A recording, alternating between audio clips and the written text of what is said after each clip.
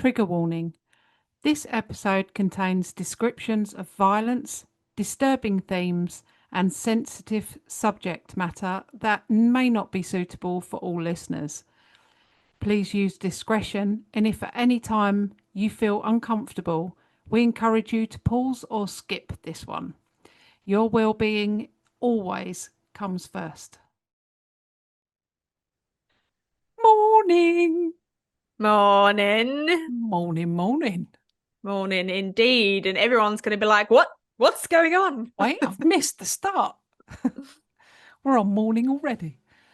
No, the reason that we're doing it like this is because I didn't want to start the episode with morning and then go straight into the episode. So I thought I'd do it now, say morning to you all, do our chat and our blams, and then get on with the story. So I hope you're all right with that. I'm all right with it. Yeah. I'm all right with it as well. Yeah, so there. Great. So you been all right? Potty I've potty? been I've been all right actually. Yeah. I made some homemade salted caramel yesterday, so I'm well all right. Oh, nice. Yeah. I've actually got it next to me with a spoon. I was I'm just about joking. to say to have what with? No, Just as it nothing. is. Just yeah. Just Oh, that would actually go really well with the apple crumble that I'm going to make later today. oh my goodness, apple crumble is my favourite thing. Well, do you know why I'm making an apple crumble? You tell me. Because we have got several apple trees in our back garden. And yesterday I thought I'm going to go out and I'm going to cut the grass. Hopefully, one of the last times before winter, because I want to keep it all nice and neat and short for winter. And we had about 5 million apples all over our lawn, and they drop so much constantly every day. So I went out, picked up all the apples, and I was like, honestly, it took me hours to pick up all the apples so that I could just cut the grass. And I've been sick of doing this, and it's such a waste because by the time they drop, they're literally like done. Like there's so few that I can go out and actually pick up off the lawn and go, oh, Mhm. that one's all right. They just go bad really quick. So I ordered a fruit picker because these apple trees are huge. Like they're really tall. So the apples are like really high. Couldn't even get up there on a sensible ladder. So I ordered a fruit picker, which is basically like a really long pole with a little basket with like hooks on one side. So you kind of put it round the apple and then tilt it so that the hooks go over the top of the apple Oh and my then pull God. it and it drops into this little basket, which has got a little padded bit in the bottom so they don't even bruise. Oh my I goodness. swear to God, I had the best time. I bet you I, did. I picked up all the apples off the lawn, put them on the compost heap, cut the grass, and I was like, oh, it's all looking nice and neat. And then I thought, right, I'm getting my fruit picker. So I got that. I picked the most apples, and they're huge. They're like small pumpkins. Are They're they cooking apples massive or eating apples? cooking apples. They're sour as shit, aren't they? Yeah, but when you cook them, so nice. Yeah, so I picked a great big basket full of nice, crisp, clean, untouched cooking apples. So I'm going to make a whole shitload of apple crumble. Isn't it funny how we used to do really cool things and now I you go and know, sell a padded basket in an apple picker? I know. What's even sadder is I say these things to Lewis, who is 11, and he goes, "Oh yeah, where is it? Can I have a look? Can I see it?" And he'll look at it, he'll test the quality of it, and like those things are important to him. And I'm like, "Oh my God, what have I done? I've ruined him." I'm like, "Do you want to go out on your skateboard, mate?" And he's like, "No, Can I have a turn on the apple no. picker? Give us the apple picker. I'll go out and see if I can get some." Yeah, I know it is pretty sad, but yeah, I was well excited about that. I sent a picture to Claire and everything, and I was like, "Look at all the apples that I've picked." She was like, "Oh, that's amazing." Yeah, Oh God, we're such oh, losers. so sad, isn't it? I Yeah. know. But yeah, apple crumble would go really nicely with some of that salted caramel. Yeah, it would. Yeah. That'd be amazing. Yeah, there won't be any left though, I'm afraid. No, no, that's all right. I would say I'll send you some apples, but I'll never see you. No. Well, shall we blam? So, random blams, go. I am leaving the random blam to you today. Hmm. Controversially, I'm not going to do one. I'm leaving it to you. Yep, This is your episode. my episode and my blam. I'm happy to do that. I've got a blam already for you all. Um, Today's episode is a sensitive subject. So, my blam is also a sensitive subject. I'm going to give you some stats on school shootings. So, I was talking to a friend of mine recently who lives in America, and she was talking to me about school shootings. And she said, honestly, I don't think you guys in the UK appreciate how bad things are over here with, you know, things like school shootings are just getting out of control. And I admittedly said, yeah, you're absolutely right. Like we don't understand how bad it is. And it just played on my mind for the longest time. And I thought, why don't we know? Why don't we know how bad it's getting in America? Well, Like we we should we know that. We should fucking know that. we did have a conversation, didn't we? Off air, we did have a little bit of a conversation where we was going to discuss the topic, and I said Mm, I don't feel qualified to discuss the topic because we don't have to live it. yeah. We don't But have to isn't that go sad? Isn't it sad that we're like, well, sheltered it from it. doesn't affect us. So yeah. Yeah. And to be fair, um, it does affect us. We just don't realise that it does, and we don't give it enough thought and or enough of our emotion to actually make us angry about this sort of stuff. Um, so I started looking into it, and I thought, well, I'm going to have a look. So I started investigating statistics on school shootings in America. And to be honest, I was absolutely horrified. I had no, honestly, and I'll openly admit it, I had no idea that it was this bad. No idea. So between, and these are approximate stats only because I was unable to get a definitive, definite, 100% proof answer. But from many, many sources that I've looked at, these figures are consistent. So between the years of 1990 and 2000, so that 10-year span, there were 74 school shootings with a death toll of 128 people. And I thought, I had no idea. I had no idea that there was that many school shootings in just 10 years. Um, then I went on to the year 2000 to 2010. So the next 10 years, there was 150 school shootings with a death toll of 118 people. And then 2010 to 2025, so 15 years, there was 352 school shootings. And that absolutely blew my mind. So what is going wrong? 352. And Mm, that's individual schools with a death toll of 351 people. yep. So in the last 25 years in the United States, there has been approximately 576 school shootings. 576 school shootings with 597 deaths.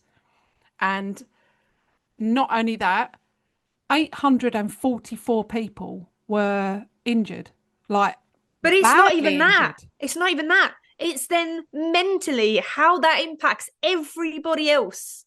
Thousands and thousands of people, thousands of parents. It's I not know. just the people No, that are actually injured by a bullet, is it? It's no. the whole ripple effect. I'll stop. It's just, I'll rant otherwise, so I'll I'm honestly, I'm holding a rant in. Yeah, I'm trying to do this episode without being too opinionated on it. Um, But I think we can be opinionated on it because there is no other side. There is no side that goes, well, actually, what yeah, this that's is right. fair. Well, actually, there Yeah, is no other side, is there? That I'm no, not going to play devil's advocate because there is no right to this. there is people. I mean, I've done a lot of research on this episode, which I will tell you about kind of at the end. But this story, this incident. I don't want to keep calling it a story or an episode because it's so much more than that. It really is so much more than that.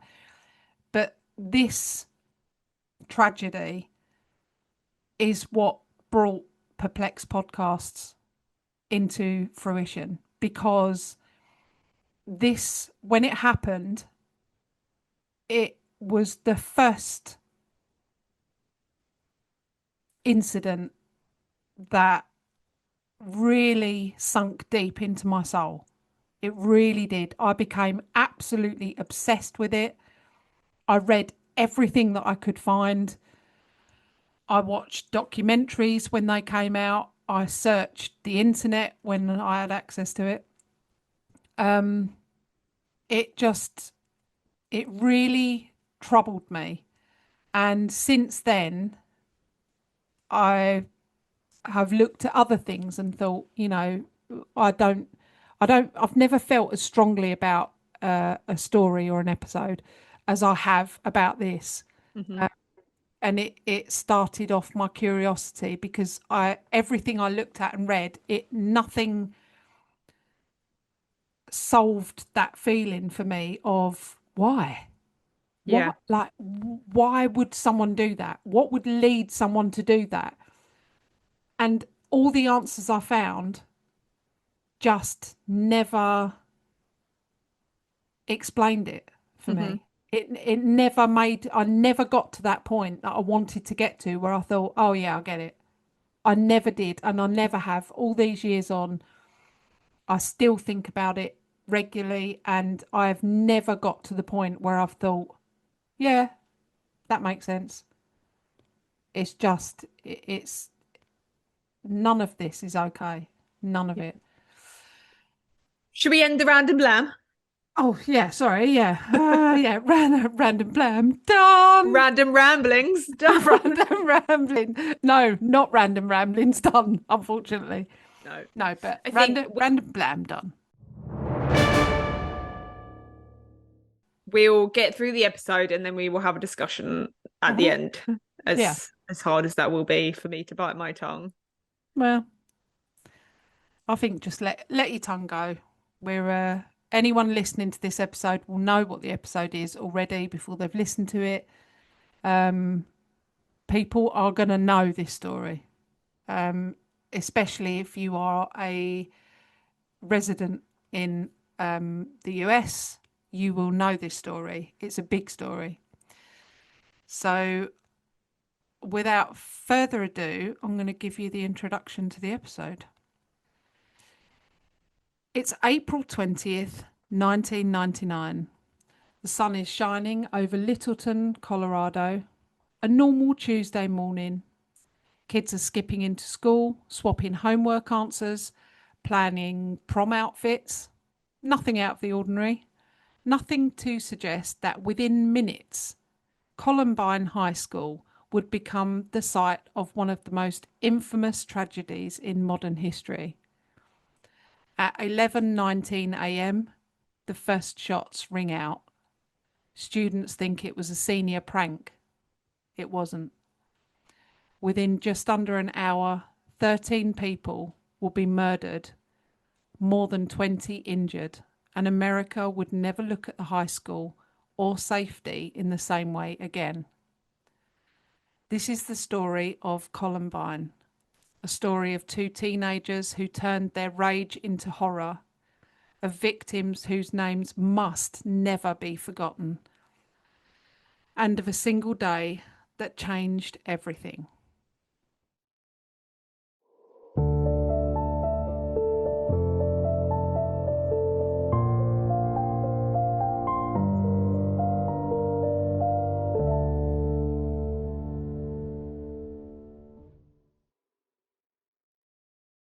April 20th, 1999, 11:10 a.m. In the bustling cafeteria, students are chatting, eating and messing around. Laughter mingles with the sounds of lunch being served, while friends huddle around the tables, sharing jokes and squeezing in a quick game of hacky sack before the bell tolls for class. Unknown to them, hidden in the shadows beneath two cafeteria tables, are duffel bags, each concealing a ticking homemade propane bomb. If those devices had detonated as planned, the unfolding tragedy would have claimed hundreds of innocent lives instead of 13. But the bombs didn't ignite, and that failure transformed the horrific design of that day. Eric Harris, 18 years old, born April 9th, 1981 in Wichita, Kansas. Parents were Wayne Harris, Air Force pilot, later retired and worked for a private aviation company, and Catherine, or Kathy, Harris, who was a homemaker. Older brother, Kevin Harris. They were a military family, and this meant a lot of moving around in early childhood.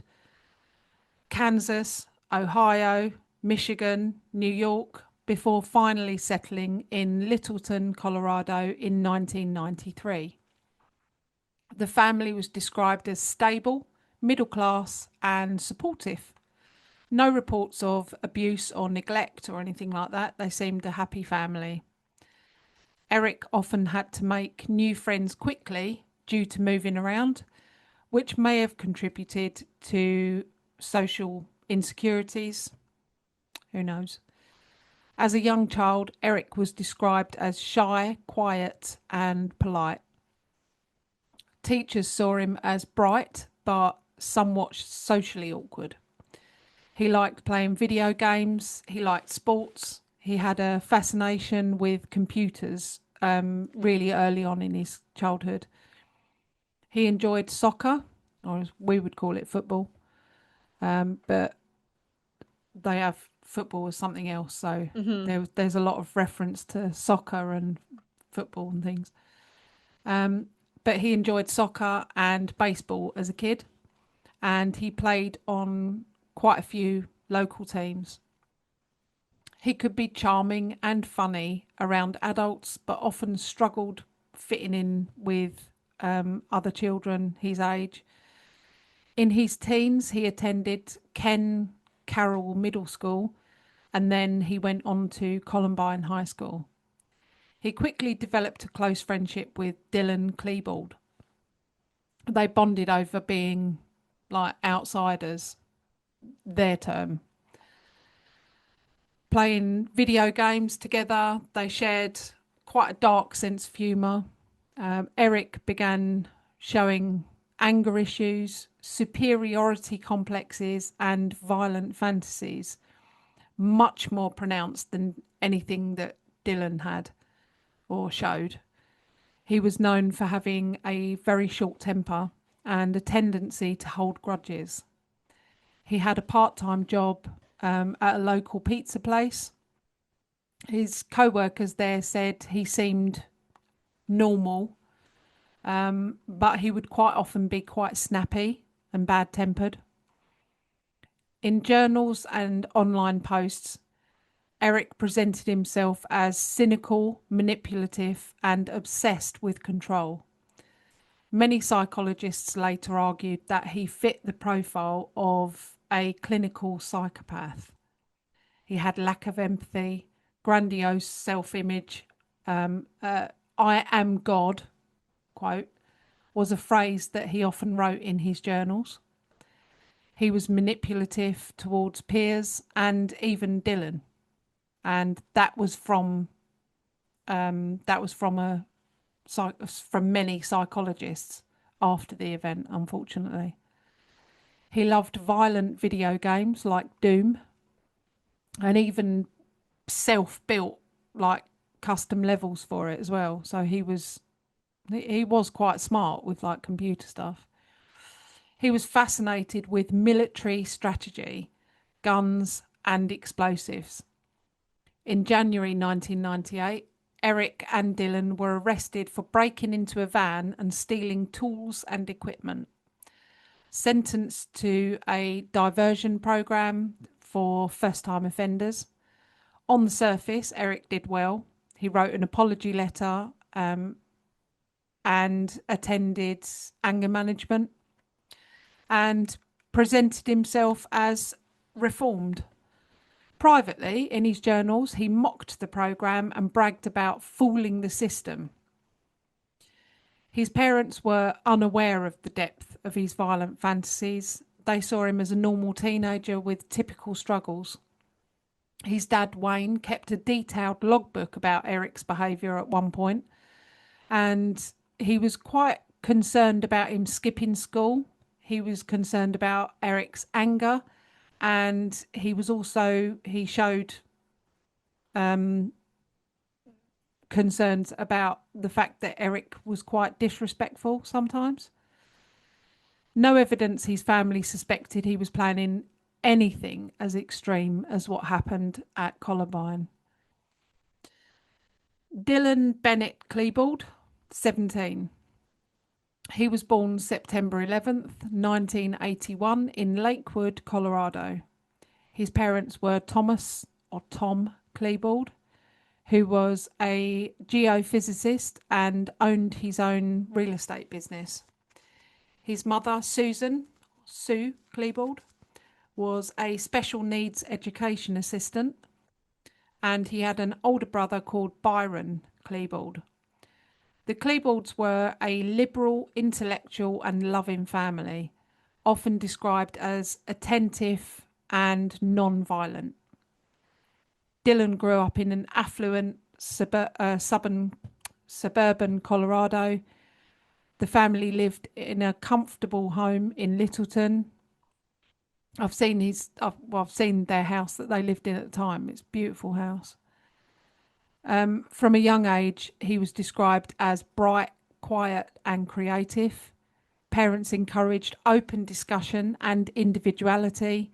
The Klebold's home was often seen as warm and supportive. He was raised Jewish through his mother's side, though religion wasn't a central part of his upbringing at all. He was tall and gangly as a child, later reaching 6'3" while he was still in high school.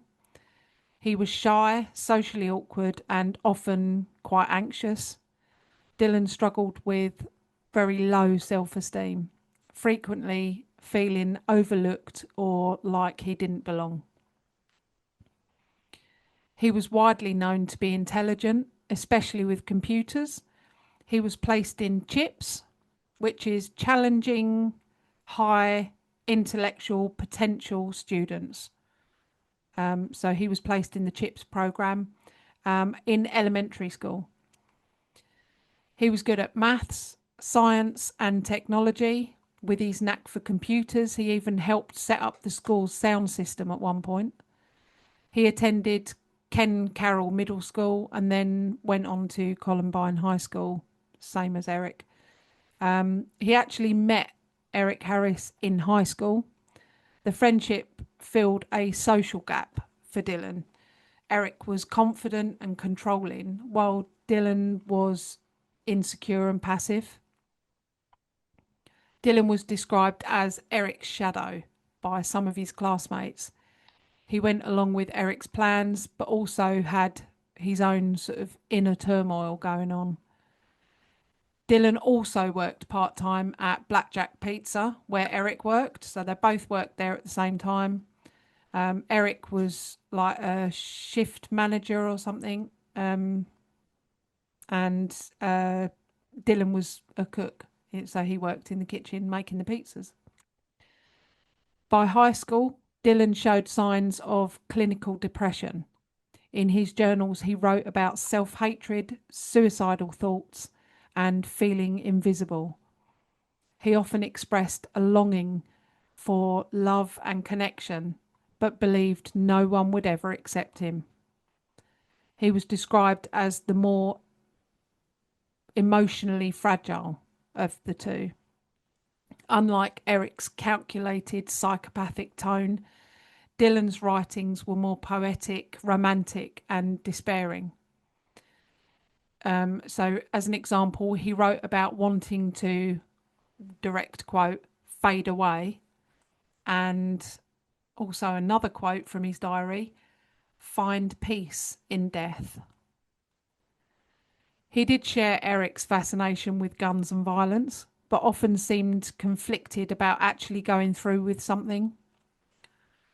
He was arrested alongside Eric in January 1998 for breaking into a van and stealing the tools and equipment. He completed the diversion program successfully. Like Eric, he fooled the system into thinking he was reformed. Unlike Eric, Dylan's remorse may have been more genuine, as his journal entries show that he actually hated himself because of it. His parents saw him as sensitive and highly intelligent, but they were truly unaware of the depth of his depression. They noticed typical teenage moodiness, but never suspected suicidal or definitely not homicidal intent. After Columbine, Sue Klebold, Dylan's mum, later became an advocate for mental health awareness and wrote a memoir called A Mother's Reckoning, detailing her shock and grief. So, quick contrast with Eric. Eric was psychopathic, controlling, driven by rage and superiority. Dylan was depressive, suicidal, and driven by despair and self hatred. Together, they've created a deadly feedback loop. Eric pushed the violence, and Dylan went along, perhaps seeing it as a way to end his own pain. Who knows? So now you know a bit about them. We're going to go back to April 20th. On that Tuesday morning, Eric and Dylan took two duffel bags into the school cafeteria. They placed them under two tables at different locations within the cafeteria. Their plan was to detonate these during the lunch period when the most students would be killed. Lunch period started at 11:15. Eric and Dylan then left the school grounds and got changed and then returned to the school around 11 a.m. and both in separate cars. So they both came back to school in their respective cars. Eric parked his car in the junior student parking lot and Dylan parked his car in the senior student parking lot. Both their cars had large homemade bombs in them. When Eric got out of his car, he saw a classmate called Brooks Brown, who he actually apparently he didn't get on very well with Brooks. I mean, he was one of Eric's friends, but I think they'd just had a lot of like bickering between them. Brooks, on this morning, Brooks kind of teased Eric for missing their test in the morning, which Brooks said was very unlike Eric. He was friends with Dylan as well. And he said that Eric seemed unfazed by these comments, that Brooks was like, oh, too scared to take the test. You know, it's unlike you. You bunked class just to get out of doing the test.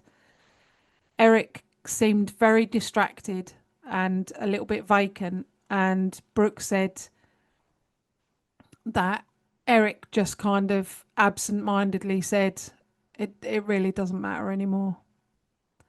And then he turned and he said, Brooks, I like you now. Get out of here and go home. Brooks said that he felt rattled by this from Eric. And he said that he just picked up this really weird vibe from Eric on this day. And that was all he could say. But because of this, instead of Brooks going home, going back into class, he did actually think that something was up. So he did. He went home. He was just like, yeah, I'm getting a weird vibe off of Eric. I'm going home.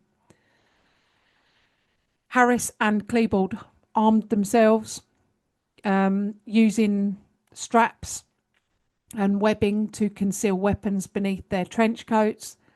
They lugged bags containing bombs and ammunition and more guns. Harris had concealed a shotgun in one of the bags and beneath his trench coat. Eric wore a military bandolier. I had to look this up. Do you know what a bandolier is? I thought I did. Yeah, is it not like a thing that you put all your bullets in? That's it. Yeah, that's Yeah, exactly it. So, yeah, it's like a strap that goes like over your shoulder and across your body that you put bullets in. bullets and gun clips and stuff. Absolutely right.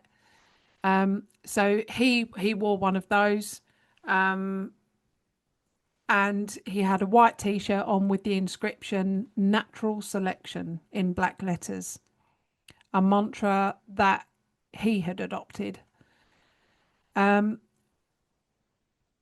Klebold wore a black t-shirt with "Wrath" in red letters written across it.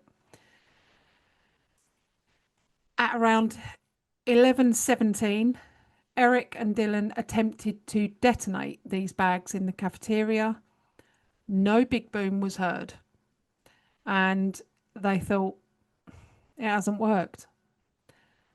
Side note, obviously, if they had been able to detonate these two duffel bags that they'd hidden in the cafeteria, 488 students were currently in the cafeteria, and these bombs were big enough that it would have killed all 488 of them.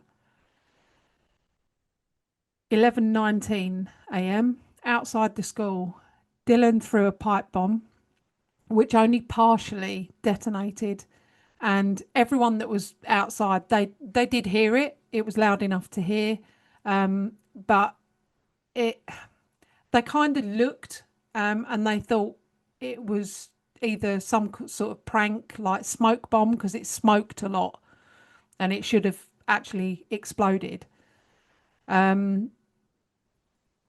I think potentially this could have been so that if their intention was that, you know, if this pipe bomb had gone off outside, that people would have panicked and maybe rushed out where they were. I don't know. But it didn't anyway. Only half went off, and people just sort of thought, oh, it was a senior prank, like just nothing to be concerned about. Eric and Dylan walked to the west entrance with a chilling plan that they had gone over for weeks and weeks before. They were armed to the teeth. They wielded shotguns, a carbine, which is a type of gun, and a Tech 9, which is another kind of gun, and a whole arsenal of homemade explosives, like hundreds. There was too many to give you a definite figure, but they had bags and pipe bombs and everything. Like, just these bags were incredibly large and heavy, real instruments of chaos. Rachel Scott, a girl lost in conversation with her friend, is shot. Her life taken in an instant. Beside her, Richard Castaldo is left gravely wounded but miraculously clings to life. Rachel Scott, 17. She was a vibrant 17-year-old with an infectious spirit. She became the first victim of the tragic shooting incident that unfolded outside her high school in Littleton, Colorado on April 20th, 1999. Known for her unwavering kindness and deep, deep faith, Rachel possessed an artistic talent that shone through. She was passionate about drama, writing, and drawing. She frequently channeled her creativity into various forms of art and actively participated in school plays, believing that her talents could serve as a means to effect positive change in the world around her. With aspirations of becoming either an actress or a missionary, Rachel dedicated herself to using her gifts as a vehicle for inspiration and positivity.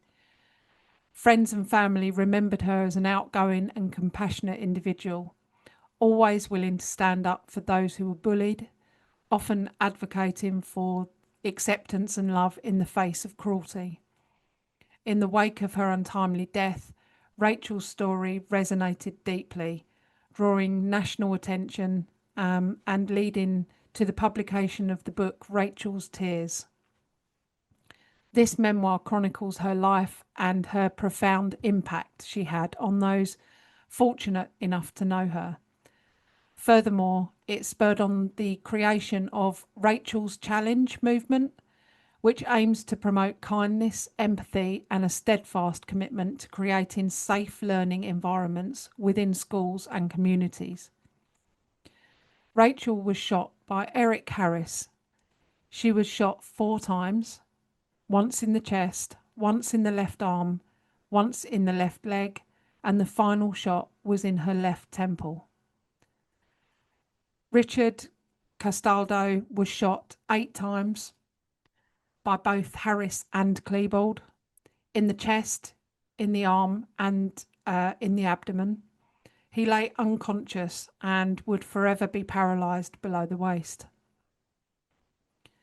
This was so sudden, so brutal, that for a fleeting moment, students mistook the gunfire for fireworks, some sort of elaborate prank, and even paintball guns.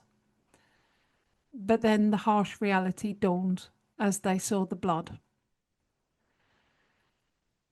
William David Sanders, a teacher and coach at the school, was in the cafeteria when he heard the gunfire, and he began to warn students. A lot of the students went out of the side door to escape, but some kind of didn't really move. At this point, outside the school, Dylan's gun jammed, and while he was loading another gun, trying to sort out the jam in this gun, Eric just aimed his carbine at the west staircase at 3 students, Daniel Robra, Sean Graves, and Lance Kirkland. Eric fired 10 shots, killing Daniel and injuring Sean and Lance. Daniel Robra, 15 years old. He was a vibrant and spirited 15-year-old sophomore, renowned for his unwavering work ethic, often dedicated afternoons to helping his father at their family-owned electronics business. He shared a strong enthusiasm for technology and innovation with his father. A passionate gamer, frequently immersed in captivating virtual adventures, and it really ignited his imagination. He loved the great outdoors, engaging in hunting trips and fostering deep connections with friends and family. Described by those that knew him as exceptionally polite, really friendly, and very hardworking, which is unusual for a 15-year-old. Known for his genuine kindness and steadfast dedication, leaving a lasting impact on everyone he encountered. His warmth and enthusiasm for life created cherished memories that will linger in the hearts of those that loved him. Daniel was shot 3 times, once in the chest, once in the abdomen, and once in the leg. Sean was shot in the face by Dylan, who had now sorted out his gun, but he survived the brutal attack. Eric turned his gun westward and began firing. He fired at a group of 5 students who were sitting having lunch on the grass. These were Michael Johnson, and he was hit in the face, the leg, and arm, but ran and escaped. Mark Taylor was shot in the chest, arms, and leg. He fell to the ground and pretended to be dead. And the other 3 students legged it and escaped uninjured. Eric and Dylan walked to the staircase to go into the school. As they did, Dylan fired the shotgun down the staircase. He hit a boy called Nick Foss with a grazing injury, and the pair continued walking across towards the entrance to the school. When they reached Lance Kirkland, who was laying injured, you see, Lance and Sean were the friends of Daniel Robra that they were all walking together, the 3 of them. They knew that Daniel was dead, and they were both badly injured, so they were kind of crawling on their stomachs towards the entrance to the school to try and get help. They were slowly making their way towards the entrance to the school cafeteria. Sean had smeared blood on his face and was playing dead. Lance was a little bit more badly injured, and he was crying for help. He was scared, he was hurt, and he was saying, "Please help me, please help me." Dylan and Eric walked up to them, and Eric kind of stepped over them and went to the door. Dylan leaned down and said, "Sure, I'll help you." And he shot Lance point blank in the face with his shotgun. Lance actually survived this, unbelievably. Eric and Dylan then stepped over Sean and Lance, believing them to be dead. And as they did, Sean heard Dylan say, "Sorry, dude."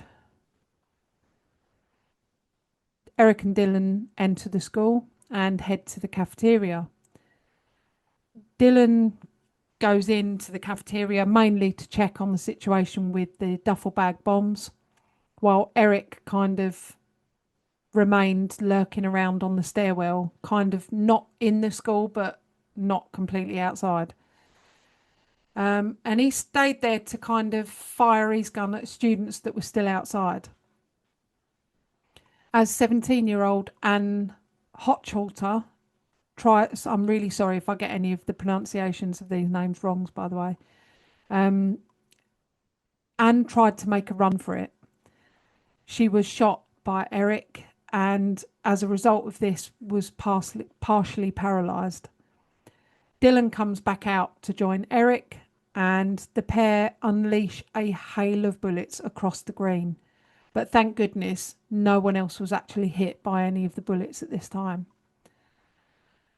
As Harris and Klebold walk towards the west entrance of the school, they are throwing pipe bombs left, right and centre. A nearby hidden student heard them say, "This is what we've always wanted to do. This is awesome."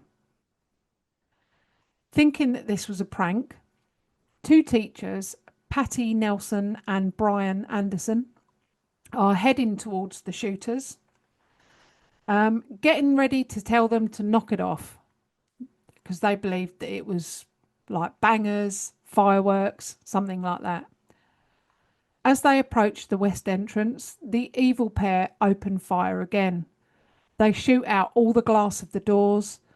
Obviously, Patty and Brian then realised that this is not a prank, and try and sort of run out of the way. Brian is injured with flying glass, but neither of the teachers are actually shot. Brian and Paddy run down the hallway and head towards the library. Panic ensues inside the school. Students frantically scatter. Some seek refuge behind tables, others dash for escape routes, while few lock themselves inside classrooms.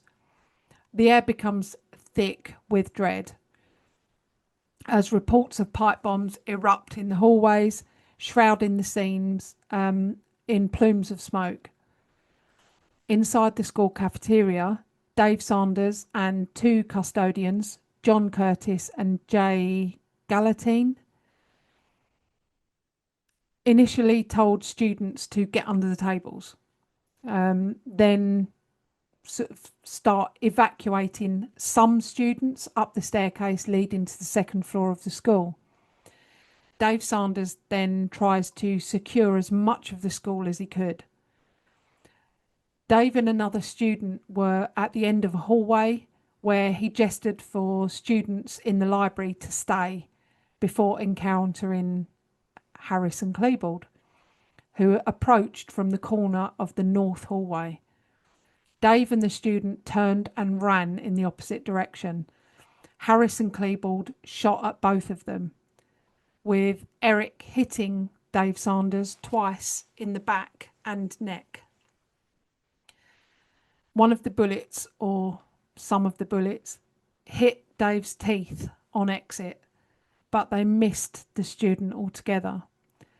Dylan walked over towards Sanders, who had collapsed, and tossed a pipe bomb, and then returned to Harris up the library hallway. Dave Sanders, 47 years old, was a passionate business teacher. He was a head coach of the girls' basketball and softball team. He inspired a love of learning in his students. He encouraged excellence and academic endeavours. He fostered a vibrant classroom environment, promoting creativity and critical thinking. He was dedicated to building teamwork and discipline, focused on developing a strong work ethic among athletes. He always taught valuable life lessons in perseverance, resilience, and collaboration. He was a devoted husband and father of two daughters. He loved spending time with his 5 grandchildren, nurturing their dreams and ambitions. Renowned for his protective and caring nature towards his students, he was committed to ensuring student safety and well-being. Dave created a nurturing environment where students felt valued and supported. He tragically lost his life while heroically guiding students to safety. Dave demonstrated bravery and selflessness, leaving a lasting impact on those he served, remembered for his courage, compassion, and unwavering commitment to others. Dave was shot in the torso and in the neck. He was severely injured and propped himself up on his elbows and continued to look for terrified students who needed assistance. When the shooters had gone from the hallway, a fellow teacher named Rich Long,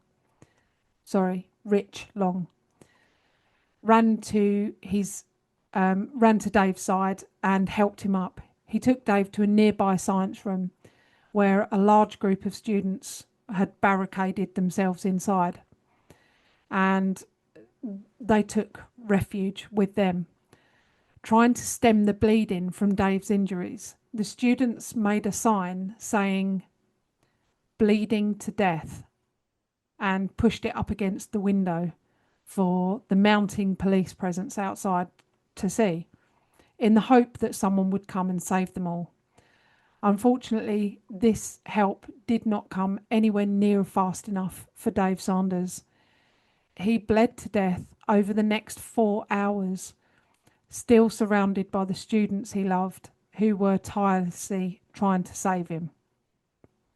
Going back to the moment when Eric and Dylan had stepped over Dave in the hallway, They headed to the library. At 11:29 a.m., Harris and Klebold entered the library. Patty, the teacher who had been with teacher Brian, alerts the nervous children inside the library. She tells them to hide under the tables as there are shooters in the school. And then she calls 911. And I'm going to play that 911 call for you.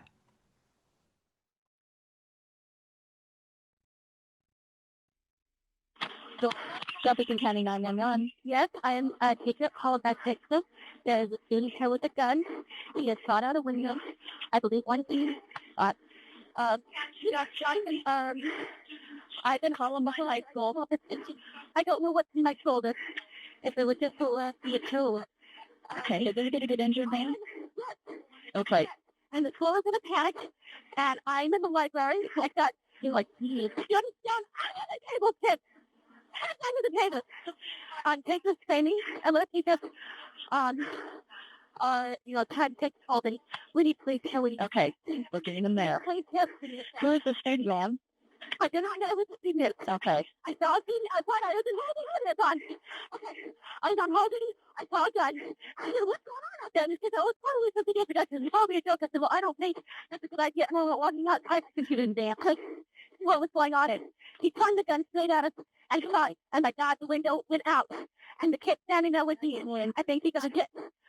Okay. Something like told us. Okay. We've got help on the way, ma'am. Okay. Okay. Stay in the lineup. He has to stay down. Do we know where he's at? I'm sorry? Do we know where he's at? Okay. On the board, like, he's right outside of here. He's outside? He's outside of the hall. Outside of the hall? Outside of the hall. Okay.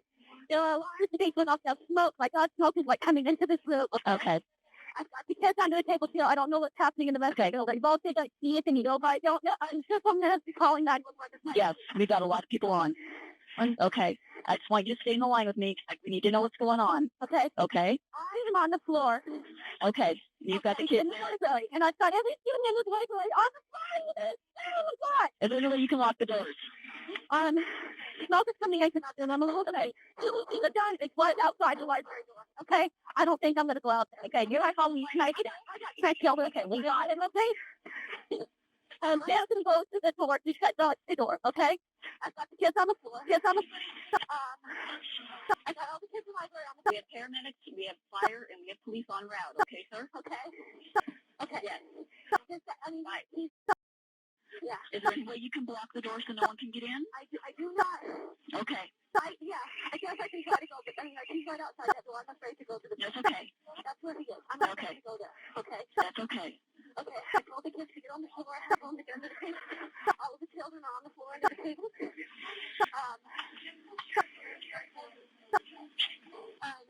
Yeah, they're all under the table. Okay. And, as long as we can just try and keep... No one's saying a word. Okay, as long as we can keep everyone there as calm as we can. I hear some yelling out there going on right now. Yeah, we've got alarms going off now as well. Yeah, there's alarms. This room is filled with smoke. Okay. Okay. Keep everyone low to the floor. Yeah. Yeah. Everyone's up. Okay. Everyone stay on the floor. Stay on the floor. Tell God. He's trying. He's like, I know. His fingers are being shut off. I do not know who the student was. I don't even know if I saw him. He was wearing black. It was very large. And I went, wow. Oh my God, that was really close. That's just, okay.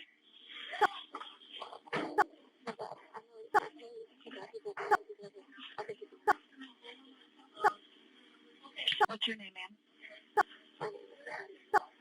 Patty?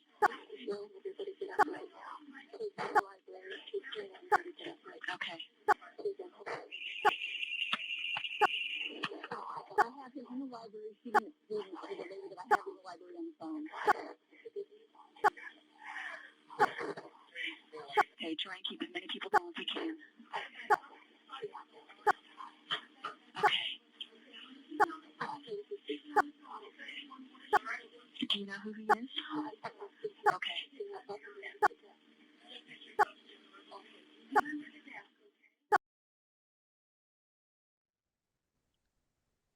This chilling moment marks the apex of the attack. This is what happened in the library massacre. The library became a deadly trap. Dozens of students and teachers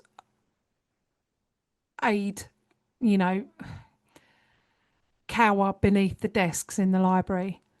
Hearts are pounding in fear. The shooters enter, their laughter mingling with the crack of gunfire as they taunt their helpless victims, discharging rounds beneath the tables. A witness said that the Dylan and Eric were sort of peeping below the desks and saying peekaboo and then firing their guns. Pretty much at point blank range. You imagine, tables and desks, and there was a lot of kids in the library that day.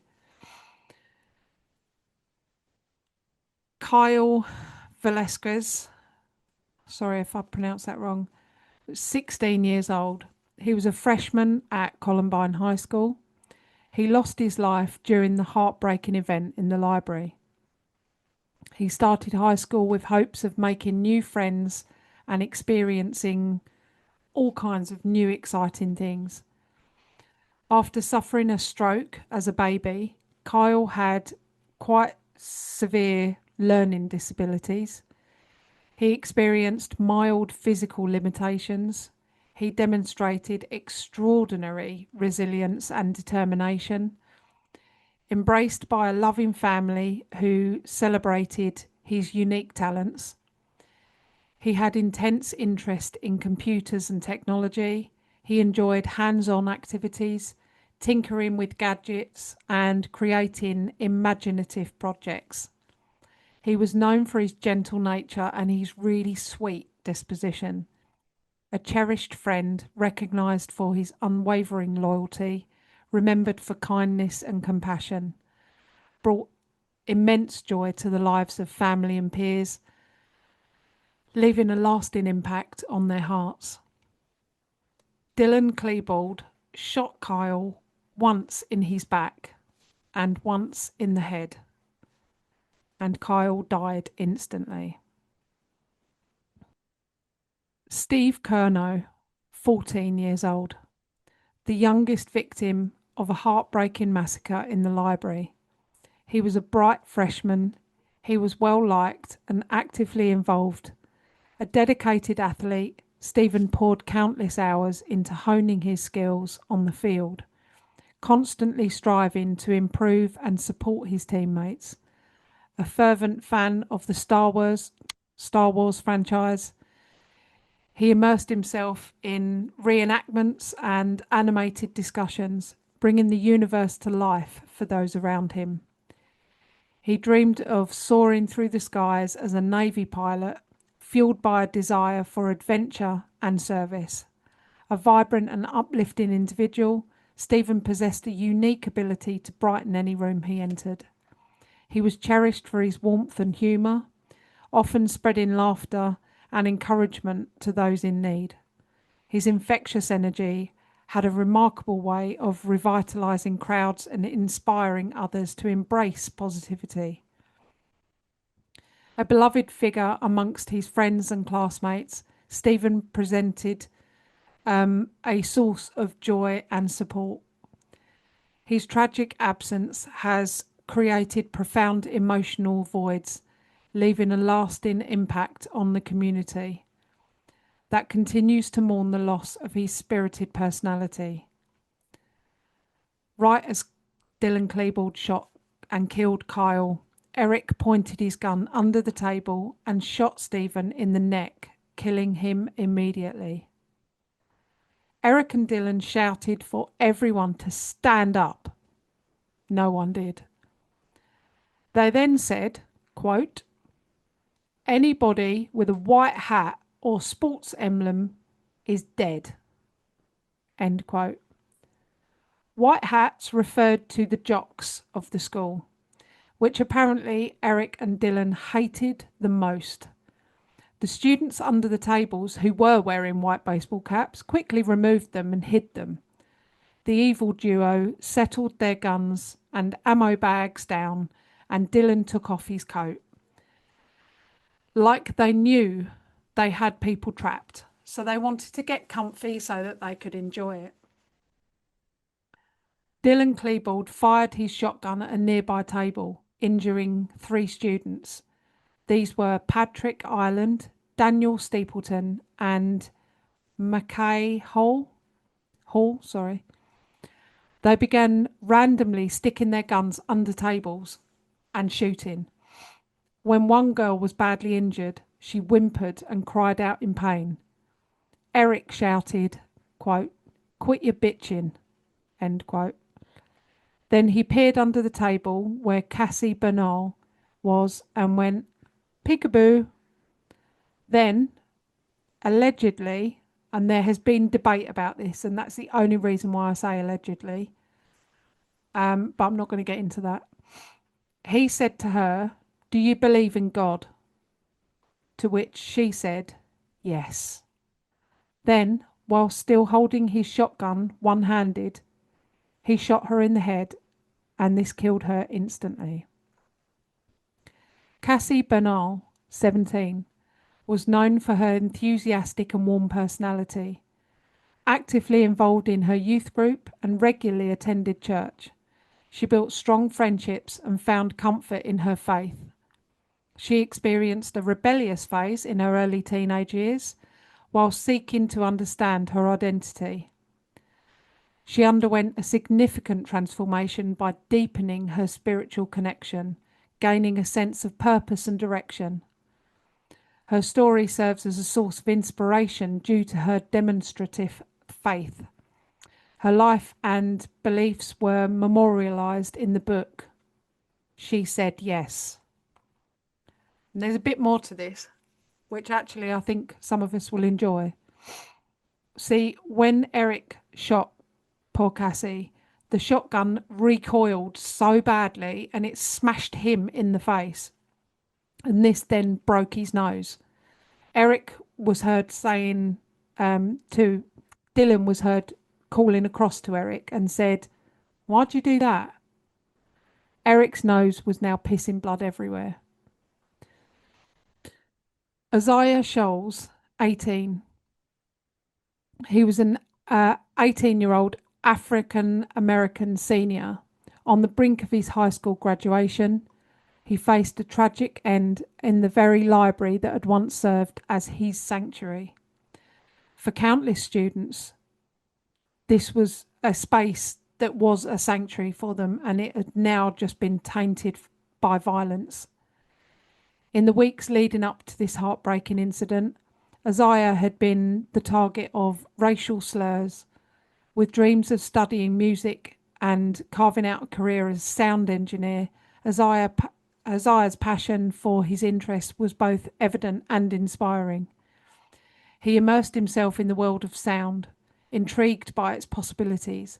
A dedicated football player, he did not only display exceptional athletic talent, but also demonstrated teamwork and leadership,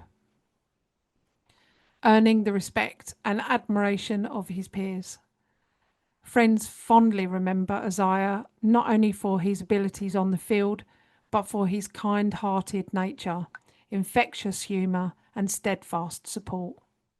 His vibrant spirit radiated positivity and determination, leaving an indelible mark on everyone fortunate enough to know him.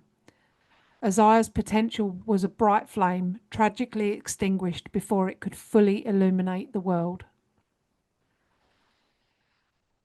There's a N-word over here, one of the two shouted. Not sure if it was Eric or Dylan, but multiple survivors of the library massacre can attest to this. The two of them, Eric and Dylan, tried to pull Isaiah out from underneath the desk. They were constantly shouting racial slurs at him the whole time. Then, when they were unable to pull him out from under the desk, they let go of him.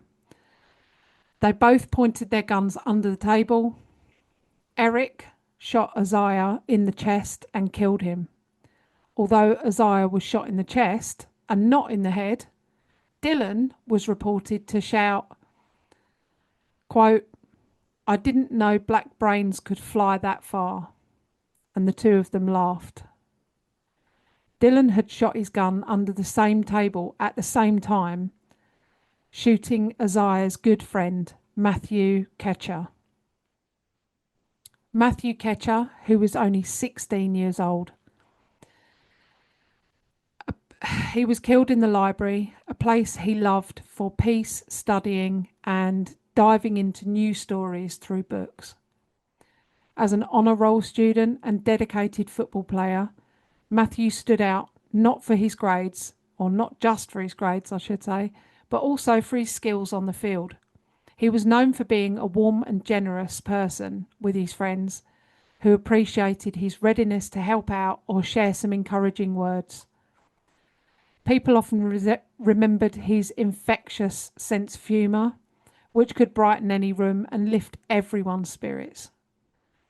With his kind heart and genuine personality, Matthew became a beloved part of the school's community, leaving behind a lasting impression on everyone that was lucky enough to know him.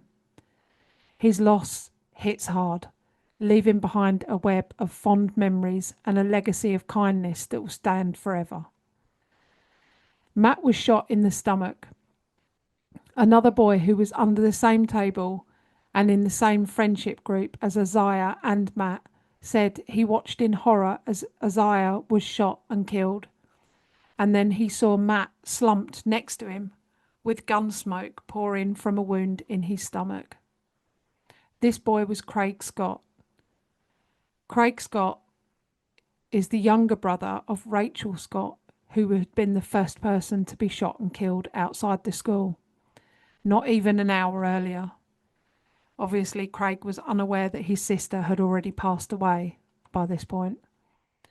While he sat under the table next to his two lifeless friends, he played dead and prayed that the two would walk away.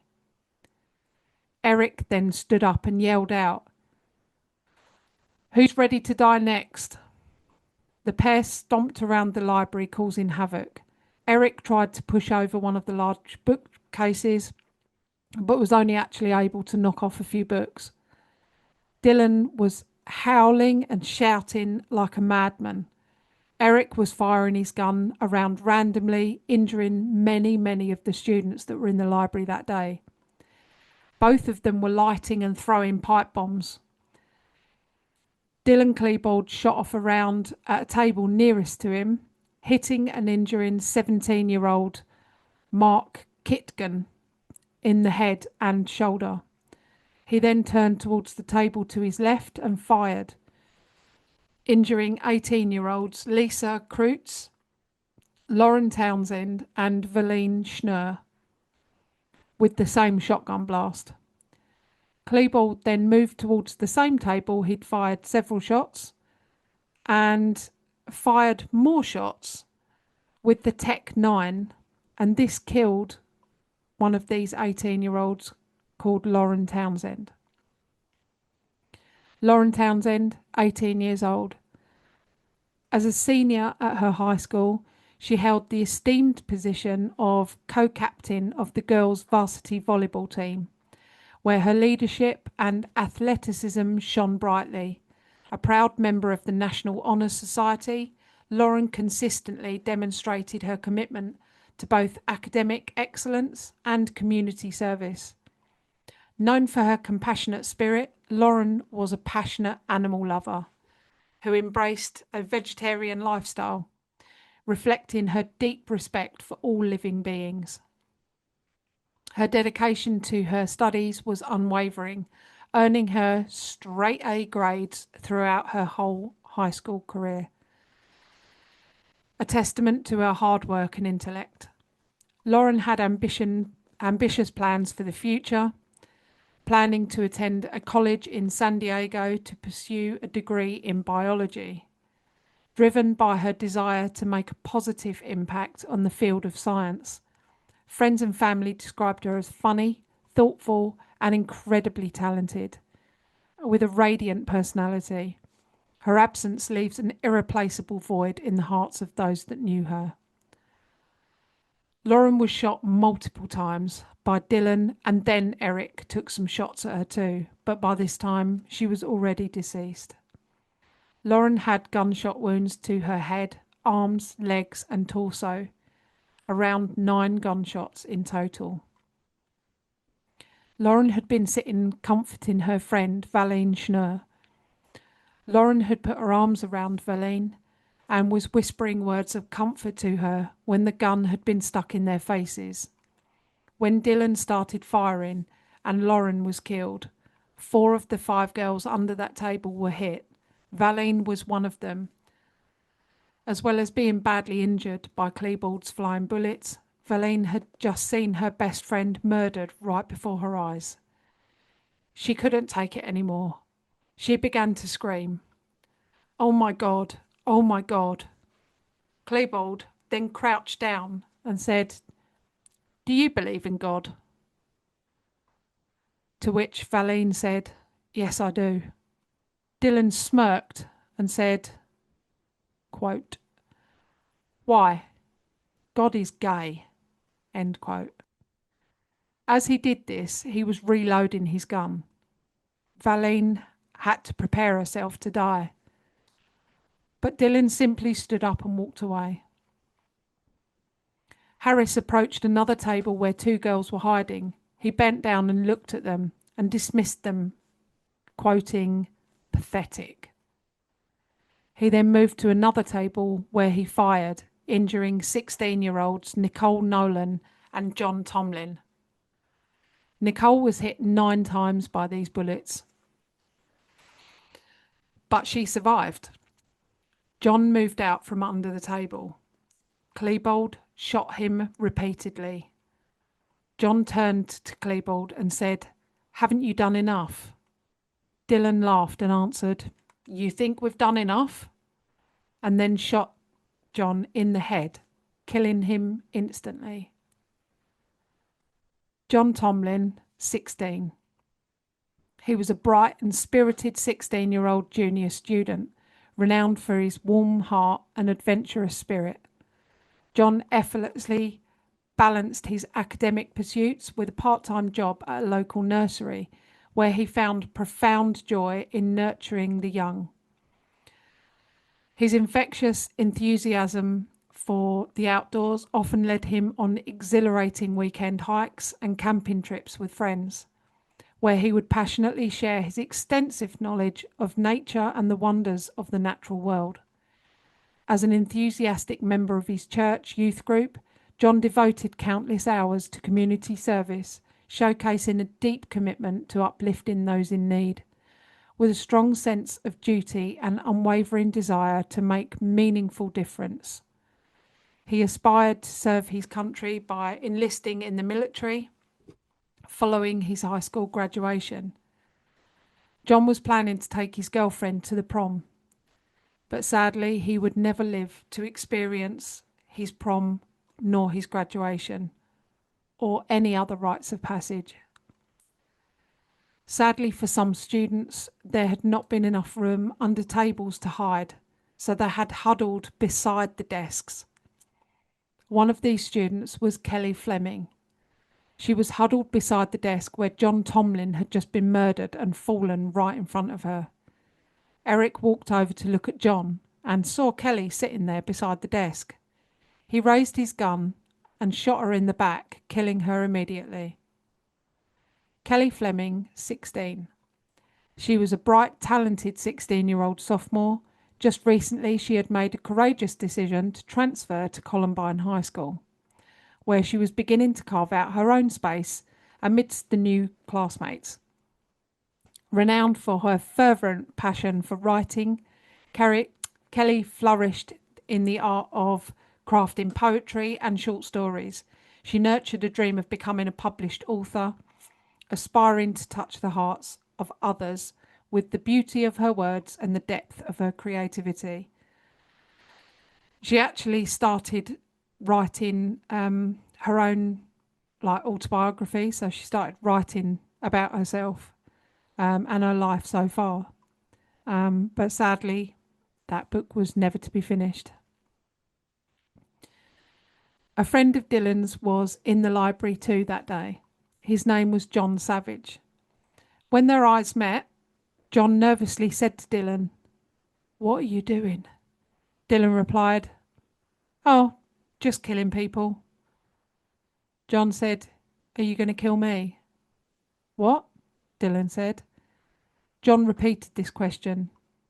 Dylan paused for a moment and said, "Oh, no, run."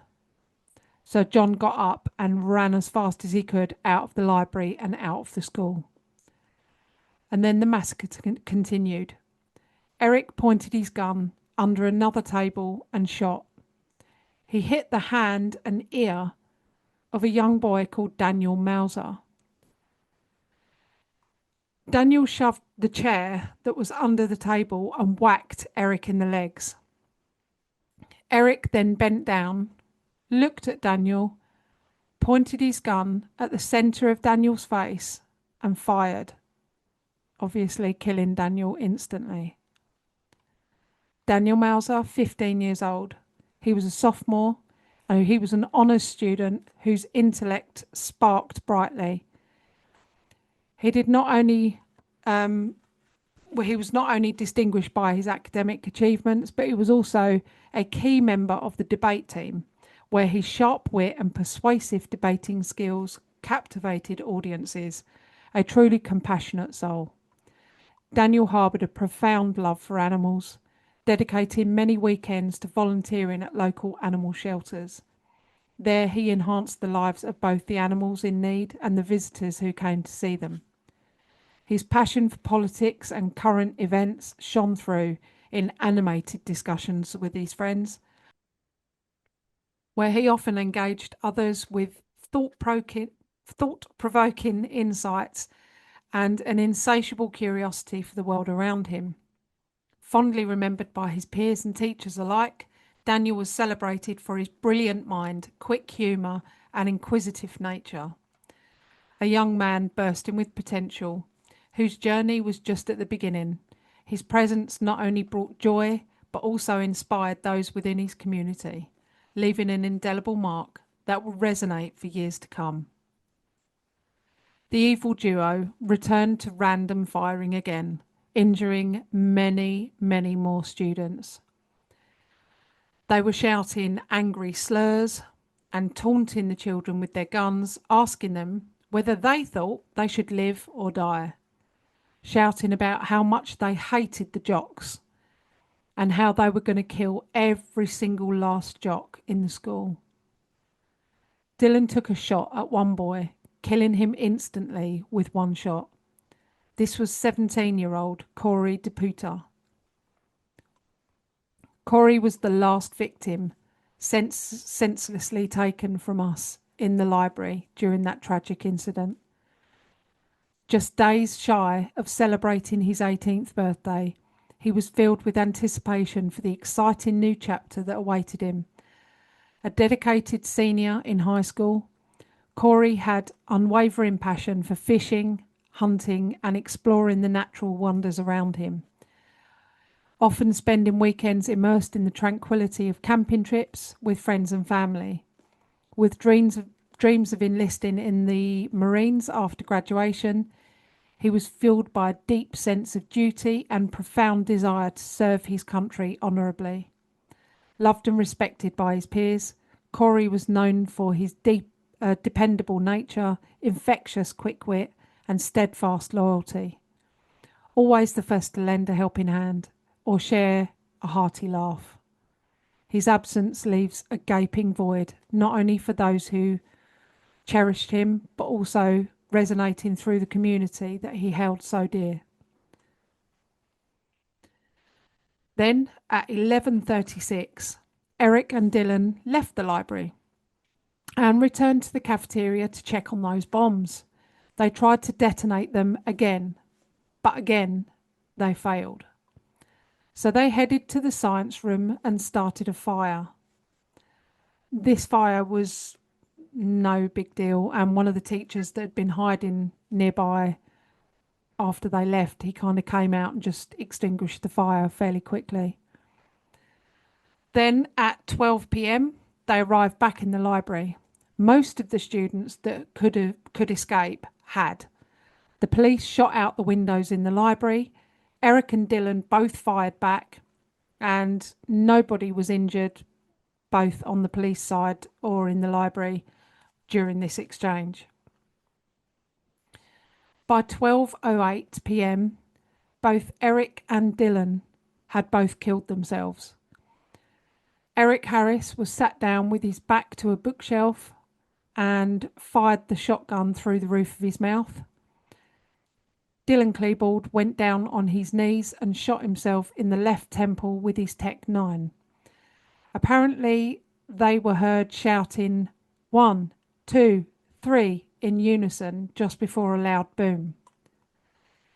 In 2002 rather, the National Enquirer published 2 post-mortem photos of Harris and Klebold in the library.